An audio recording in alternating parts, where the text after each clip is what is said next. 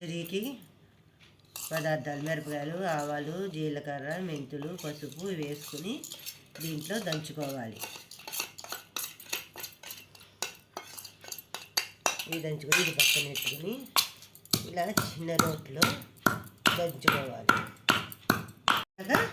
ఆవాలు, మెంతులు, మిరపకాయలు, జీలకర్ర, పచ్చిమిరకాయలు, ఉప్పు, పసుపు వేసిన దంచింది పౌడర్. కారం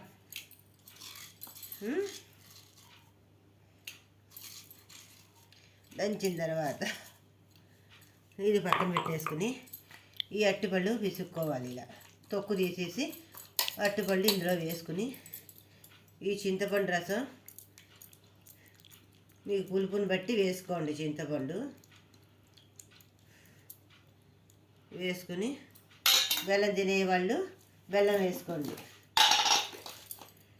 బెల్లం తినేవాళ్ళు అసలే అరటిపండు తీగా ఉంటుంది కాబట్టి ఓ చెంచాన్నర వేసుకోండి. అవన్నీ కలుపుకోండి.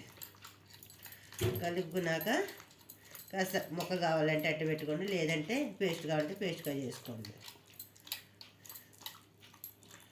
ఆ తర్వాత కొట్టింది పోపు మిరపకాయలు, మెంతులు, ఆవాలు, జీలకర్ర, పచ్చిమిరకాయలు, పసుపు, ఇంగువ వేసింది కారం ఇందులో వేసేసుకోవాలి. వేసేసుకుని కలిపేసుకోవాలి మొత్తం గుండంతా. ఇది అది నేను మెత్తగా తింటాను కాబట్టి మెత్తగా కలుసుకుంటున్నాను. మీ ముక్కలుగా అంటే ముక్కలుగా వేసుకోండి. అంతే అటువంటి పచ్చడి.